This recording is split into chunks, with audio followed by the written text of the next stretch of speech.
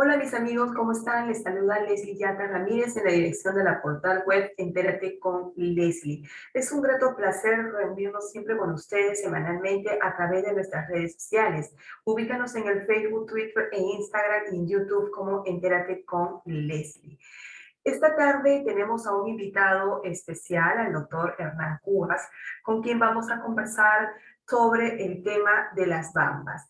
Este conflicto con esta empresa minera, cuyos trabajadores han salido masivamente a las calles a protestar por la paralización tras 50 días en que no se trabaja y se ha afectado los derechos laborales de más de 9.000 personas.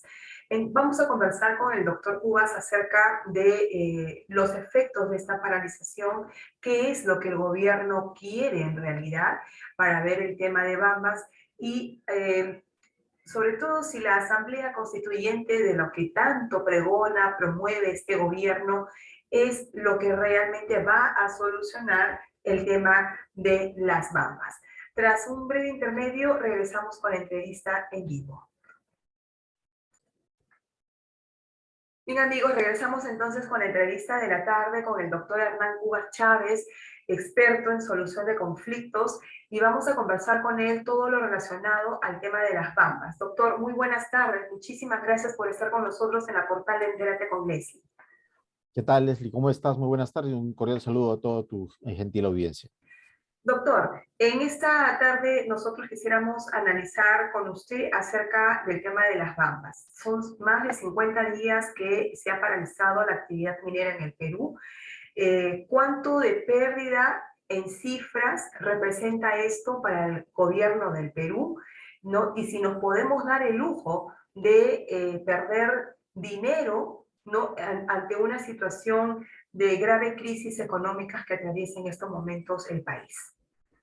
Bueno, Leslie, en recientes declaraciones del presidente de la Cámara de Comercio, de Apurímac, de Rómulo Mucho, distintos expertos calculan que más o menos en 5 millones de soles diarios la pérdida que le significa al Estado peruano, ¿ya? No solamente estamos hablando de los costos o ingresos de la empresa minera, sino que son 5 millones de soles que pierde el Estado peruano.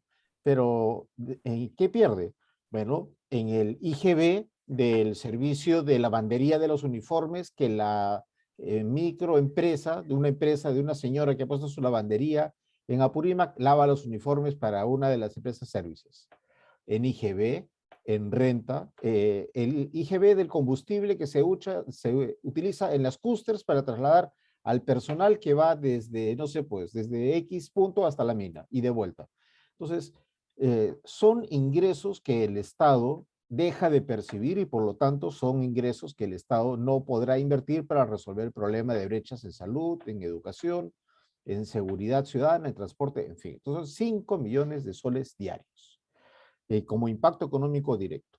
Otro impacto adicional, bueno, cerca de 3.000 trabajadores directos de la empresa minera no pueden trabajar. Hay muchos que están en suspensión, otros, hay 6.000 indirectos, efectivamente, directos. ¿Ah? Hay otros 6.000 adicionales de trabajos indirectos, que porque no se ha suspendido actividades, obviamente, no prestan los servicios. Ok, los ingresos de esas personas. Y hay otra cartera adicional de impactos que se hacen contra el Estado. ¿Quién va a venir a invertir en un país? Tenemos 43 proyectos mineros que se estima en la cartera de inversión de proyectos más o menos valorizados entre 45.000 y 65.000 millones de dólares.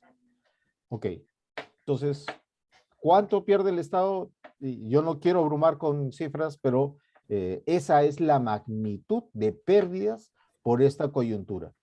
Estamos hablando que un serio problema es el índice de precios al consumidor, el más alto en los últimos 24 años que tenemos registrado.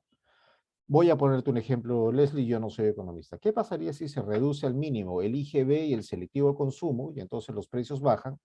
Y gracias al incremento de las exportaciones, de los ingresos producto de la exportación minera, por ejemplo, el fisco, el gobierno central puede compensar esa caja con sus ingresos y poder afrontar los gastos. Esa podría ser una solución económica viable, pero ¿frente a qué nos encontramos? ausencia de inversión, pérdida diaria, disminución de la recaudación tributaria, pérdida de credibilidad del país, falta de inversión. Por lo tanto, mayor desempleo, mayor desocupación, mayor escasez, mayor inflación de precios, mayor debacle económico.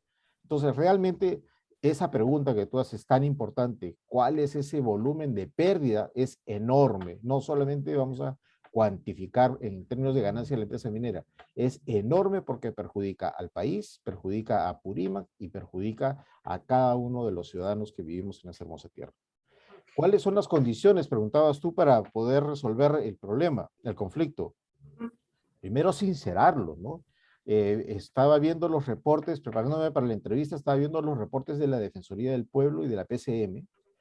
Defensoría del Pueblo reporta 4 conflictos sobre las Bambas, claro, con cada uno, con 4 comunidades distintas. Entonces, la empresa, con una comunidad, ha acordado contratar camiones, mantenimiento de camiones, servicio de camiones, pero no puede hacerlo porque los camiones no pueden circular. ¿Por qué? Porque con otra comunidad ha acordado el tránsito de los camiones por una vía, pero que tampoco puede hacerlo porque la otra comunidad impide el traslado de los camiones porque esa otra comunidad te está pidiendo compensaciones, en fin, judiciales por una compra-venta de otro terreno. Es decir, es un círculo vicioso en donde el conflicto con un sector impide que se realice los compromisos con otro sector, con otra parte de la comunidad. Y vemos, lamentablemente, que el Poder Ejecutivo, a través de la Presidencia del Consejo de Ministros, no toma un rol determinante para resolver la controversia. Yo diría sincerarlo. ¿Cuáles son los compromisos que han sido cumplidos? Dice usted, señores empresa minera. Dice usted, señores comunidades. ¿Cuáles son los compromisos que no se han cumplido? Diga usted, señora empresa minera, señores Defensoría del Pueblo, señores Ministerio de Energía y Minas, señores de la Subsecretaría de Gestión Social y Diálogo de PCM. Sinceremos cuáles son los conflictos, los problemas, los compromisos, las obras, no sé, que no están cumplidas y veamos cuáles son los pasos siguientes para poder resolverlo. Aquí lo que tenemos es que llega el señor Bellido a caballo y vamos a reunirnos en 30 días. 30 días después, bueno, nos vamos a volver a reunir en 30 días. Ya cambió de primer ministro. Llega la señora Mirta Vázquez y luego, ¿qué sucede? Se agudiza con la señora Mirta Vázquez. Hubo un problema, se Ujú, incendiaron ujú. 3 empresas mineras en Así es. Ayacucho. Ujú. Vamos a volver a conversar la legalización o la naturalización de la violencia, porque el derecho a la protesta es una cosa y atentar contra la propiedad pública y privada es otra. Entonces, Así la es. naturalización de la violencia y luego los reclamos para que, abusando, yo creo, del mecanismo de protección de personas defensoras de ambientales o personas defensoras de derechos humanos, que no se judicialice Sí. a las personas que están involucradas en los presuntos atentados contra la. Entonces, lo que estamos viendo ahora con un tercer premier es que hay un desencadenamiento de los hechos, hay una naturalización de la violencia, no hay acciones judiciales, el Poder Judicial tampoco interviene porque los litigios toman años, nadie sabe cuáles son los conflictos que están pendientes. El último compromiso que suscribió la PCM y la Defensoría, pero que no recibió la firma del acta de la comunidad, es que se instalaría un comité para revisar cuáles eran los compromisos pendientes y ese comité se iba a aprobar mediante una resolución. Entonces, tramitología, tramitopatía, no hay una decisión clara. Y yo me temo que en realidad sea acentuar la contradicción, generar un conflicto de tal magnitud que la empresa diga o me retiro o que haya, por ejemplo, un enfrentamiento tal que obligue a la suspensión total de las actividades y entonces se nacionalizó, se estatizó la empresa minera de facto, ¿no? Porque la ley no va a permitir esa expropiación y entonces el país entra a una crisis absoluta. 5.800 millones de dólares ha costado ha sido el monto de la transferencia entre MMG a Extrata, a Glencore. Entonces, con gusto, esta empresa, que es estatal china, puede demandar al Estado peruano por indemnización, por esos montos. A ¿Quién va eso a pagar 5.000 millones de A dólares? eso iba, doctor Hernán Cubas, porque hay un acuerdo, ¿no? Para poder llevar a cabo actividad minera en nuestro país, para poder llevar a cabo esa ejecución de proyectos mineros, hay un acuerdo con el Estado. Y las Bambas, y esta empresa minera ha celebrado acuerdo con el Estado. Entonces, ¿por qué se suspende? ¿Por qué se paraliza la actividad minera en las Bambas? Y sobre todo, ¿qué riesgos, aparte de lo que usted ya nos está detallando, de todo lo que nos perjudica, ¿no? Como Estado, económicamente, ¿no? Y lo vemos todos los días en las protestas de los mismos trabajadores y de sus familias que están saliendo a las calles prácticamente a pedir que se reactive la actividad y que se reactive este proyecto minero, pero a pedirle al Estado. Es decir, el gobierno no está poniendo de su parte. ¿Qué es lo que quiere? ¿No? ¿Qué es lo que quiere el gobierno para que esta actividad comience a reanudarse, ¿no? Y comience a generar la producción que todos esperamos? Eso es lo que me gustaría saber en el fondo. Y dos, ¿qué tipo de indemnizaciones puede exigir la empresa ante esta paralización y ante el incumplimiento de compromisos? Empiezo por la segunda pregunta, que es más sencilla. Acudiendo a un tribunal internacional, puede solicitar la indemnización económica, el embargo de las cuentas del país, en fin, X, para resarcirse económicamente por los perjuicios hechos. ¿Quién va a pagar eso? ¿De dónde proviene esa indemnización? De los impuestos que todos nosotros pagamos. No va a salir del bolsillo derecho o izquierdo del señor Vladimir Cerrón o del señor Aníbal Torres. Entonces, realmente las consecuencias económicas serían terribles en ese arbitraje, pero nuevamente, la cantidad de proyectos mineros que se verían en riesgo de no materializarse significaría ingentes cantidades de dinero. Rómulo Mucho calculaba en cerca de 200.000 millones de soles en 7 años la cantidad de dinero que podría ingresar. Con eso podríamos resolver un gran problema de cierre de brechas. ¿Qué está esperando el gobierno? No lo sé, pero en uno de estos enfrentamientos por una inadecuada intervención, una inoportuna intervención o una mala intervención, si producto de esos enfrentamientos una persona fallece, es irrecuperable. O sea, realmente qué es lo que se está buscando? Se está buscando un escenario de confrontación grave que termine con la pérdida de vidas de una persona, de dos personas. ¿Cuántos muertos va a ser suficiente para decir ya no debe haber más conflictos sociales? Y yo ese tema no lo comprendo. La pregunta que yo haría más bien es, ¿qué es lo que se quiere hacer? ¿Resolver el asunto o no? Apurímac, lamentablemente, tal vez voy a decir algo que cae muy antipático, Leslie, fue percibida, hay un resentimiento entre Cusco y Apurímac porque en Apurímac se siente como que Apurímac fuera el patio trasero del Cusco. Para ingresar a Apurímac necesariamente hay que entrar por el Cusco. El ferrocarril, porque ya el mineroducto demasiado caro y problemas de soluciones técnicas y económicas entre las empresas, en fin, vamos a poner un ejemplo. Un ferrocarril que permita integrar la costa del Perú con el departamento de Apurímac, que permita trasladar personas desde la capital de la República o desde el puerto de Matarani hasta Apurímac, y trasladar, por ejemplo, todo el corredor minero en containers herméticamente sellados a través de ese ferrocarril que permitiría sustituir cientos de camiones y trasladar cientos de toneladas de mineral, sería una solución económica de integración social, política, dinamizadora de agricultura, de turismo, en fin, todas las otras actividades propias de la región que permitirían mejorar la calidad de vida. ¿Se quiere resolver el problema?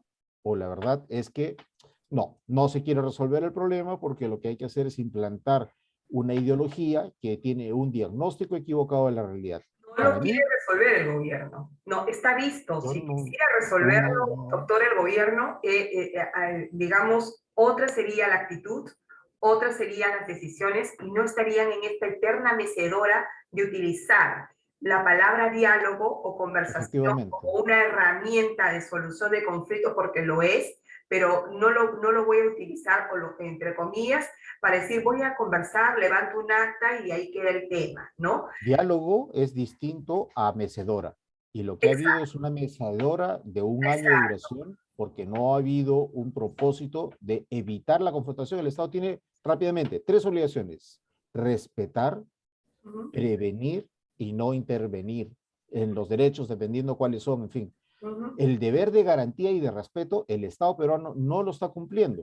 ujú. ¿Qué podría pasar? Podría pasar que los ciudadanos afectados podrían demandar al Estado peruano ante el sistema interamericano y demandar indemnizaciones precisamente por vulneración de sus derechos. Es decir, hay consecuencias políticas, económicas, sociales y de derechos humanos por una actitud que a mí me resulta incomprensible de parte del gobierno. Ajá. Lo que pasa es que creo que ya desde un inicio en que asume el señor Pedro Castillo el gobierno en el Perú, ya se veía que los problemas con las empresas mineras se iban a agudizar, porque usted lo ha dicho, o sea, parten de una ideología que no es, o sea, tienen una ideología que no va acorde con, con el progreso del país, ¿no? El comunismo, las ideologías extremistas son la antítesis de el progreso en un país, Mira, no ¿no? recuerdo la página exacta del plan de gobierno de Perú Libre. Me lo tuve que leer porque tuve que hacer una exposición. La causa de todos los males es la propiedad privada. La causa de la corrupción Por es la supuesto. existencia de la propiedad privada para Perú Libre. Ajá, Entonces, ellos quieren eliminar la propiedad privada claro, de los recursos naturales porque consideran que es la causa de todos los problemas. Y claro. Esa es su ideología, ¿no? esa Esa es es su la ideología. ideología que promueve la antítesis del progreso. O sea, ellos Y comulgan. ideología que ha fracasado en Ujú, el país donde se creó, porque ese país ya no existe, ideología que no ha traído resultados económicos adecuados en ningún país donde se ha sido aplicado y que ujú, existe solamente en la mente de unas personas. En exacto. el mundo, la eficiencia y el respeto a los derechos, a la propiedad individual, el respeto de los contratos, ¿no? Y la aplicación del Estado de Derecho es la receta correcta para la superación de los pueblos. Ujú. La confrontación, la contradicción política, el enfrentamiento de lucha de clases, eso realmente no existe, no ha traído ningún beneficio de ningún lado. Ya no es acorde con estos tiempos. Hay otras estrategias, hay Ha otras, fracasado, ¿no? Ha claro, es fracasado. lo que se necesita es tener gestión. Y este gobierno lo que menos tiene es gestión, ¿no? Gestión pública. No tiene, creo, ni siquiera la mínima noción de lo que significa gestión pública. Y eso El desde el primer problema momento en que asumió el mandato, el ¿no? problema del Entonces, saneamiento en Chalhuahuacho, la resolución, la definición del tema del asfaltado de la carretera o del corredor minero, en fin, son temas que no es que sean nuevos. Lamentablemente este conflicto de las Bambas data de más de 10 años. y el Perú es un país eminentemente minero. Así es que no hay otra que Y simplemente. es la cara que se presenta frente a los otros proyectos que estamos ojalá, por materializar. De estos 43 proyectos, Apurímac sería uno de los principales beneficiarios e ingente receptor de recursos de canon minero. Ujú. Yo no entiendo, honestamente, el propósito de estas paralizaciones. Ujú. Pregunta final en 30 segundos y nos vamos con la entrevista porque nos gana el tiempo. La Asamblea Constituyente, el proyecto que presentó el Ejecutivo al Congreso fue archivado para consultarle, ¿no?, a la ciudadanía si quería ir a una Asamblea Constituyente, un cambio de constitución. O sea, hizo las cosas al revés de lo que hace, de lo que establece el procedimiento establecido en la Constitución. La Asamblea Constituyente es el remedio, la estrategia, el instrumento para solucionar los conflictos sociales en el país. La Asamblea Constituyente es un instrumento por el cual ellos quieren imponer su ideología marxista, maoísta, leninista, a un paso de ser pensamiento Gonzalo en el país. Por eso es que yo digo que ellos solamente tienen un paso de ser extremistas. Están tan a la izquierda que cualquier cosa que no piense como ellos consideran que son de extrema derecha. Entonces es un instrumento para imponer su ideología. En segundo lugar, el proceso de elaboración de la Asamblea Constituyente puede demorar un año, año y medio, 2 años, ok. En la hipótesis negada que esto fuera así, o sea, en 2 años se resuelven todos los problemas. ¿Y qué hacemos en 2 años? Esperamos a que todo reviente. En tercer lugar, ¿qué es lo que quieren imponer? Allá, la herencia presidencial. Entonces, Pedro Castillo decide heredarle la presidencia a Vladimir Cerrón, ¿no? Porque redactaron así el artículo. O van a eliminar los derechos humanos, ¿no? Ya se elimina el derecho al acceso, a la transparencia y acceso a la información. O sea, lo que pasa, Leslie, hay que hablar técnicamente con ellos. ¿Cuál es ese propuesto de reforma? ¿Cuáles son esos temas que desean incorporar y cuáles son esos temas que desean eliminar? el capítulo de derechos humanos, la estructura del Estado, o sea, el Poder Judicial, Ministerio Público, Defensoría del Pueblo, Tribunal Constitucional. Quieren eliminar la reelección o posibilitar la reelección indefinida del presidente a solo dedo. ¿Cuál es ese tema que quieren imponer? Nadie va a estar a favor de que se eliminen o se reduzcan los derechos humanos. ¿Quién puede estar a favor de que se eliminen ciertas instituciones que ya son baluartes de nuestra institucionalidad democrática? El Tribunal Constitucional, la Defensoría del Pueblo, los organismos reguladores que tienen autonomía, el Banco Central de Reserva, el mejor banquero central de reserva del mundo, el señor Julio Velarde, seguramente en ese proyecto de bueno, iba a decir un adjetivo, ese proyecto mal habido o mal intencionado, no va a caber, porque lo que quieren es un dominio absolutista. Entonces, realmente carece de sentido, carece de eficiencia, carece de eficacia, carece de técnica y carece de propósito. Y finalmente, yo prefiero el término que emplea la doctrina constitucional anglosajona, la enmienda constitucional. ¿Qué cosa no funcionó y hay que enmendar? Enmendar viene de corregir. Ok, yo no digo que la Constitución del 93 sea perfecta, es perfectible como toda obra humana. ¿Qué es lo que hay que perfeccionar? Pero de allí a tratar de imponer un proyecto totalitario sobre la base de un diagnóstico político equivocado, diagnóstico que nunca ha tenido ningún éxito en ningún país en el cual ha sido aplicado, es pues, no sé qué calificativo utilizar. No sé si es una tontería, es una pérdida de tiempo o una vil payasada, disculpe. Las dos cosas, una tontería y una pérdida de tiempo que no nos sirve para nada en el Perú, ¿no? Y mientras tanto nos seguimos agudizando en la crisis económica. Si no, miremos lo que pasa con Chile, ¿no? Miremos Efectivamente. lo que pasa con Chile. Es el espejo en la que el Perú se tiene que mirar, Mira, ¿no? enlacemos los dos temas.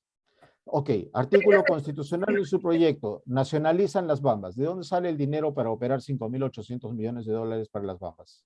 Y entonces, 5.800 millones de dólares que no se van a destinar ni a salud ni a educación. ¿De dónde va a salir ese dinero? Entonces, realmente es una pobre intención intelectual, académica, política, social. Realmente no tiene ni pies ni cabeza. Todos queremos que eso prospere, pero eso va a depender de cuán informada esté la ciudadanía y para eso le llevamos esta entrevista, este análisis con un experto en solución de conflictos que Muchas nos gracias. abre los ojos, ¿no? Y prestemos atención a los pros y los contras que se han analizado en este tema tan importante para el Perú. Muchísimas gracias, doctor Hernán Cubán, Gracias, Leslie. por esta entrevista tan interesante hablando con el experto sobre el tema de las Bambas. Hasta una nueva oportunidad. Muchas gracias. Hasta pronto.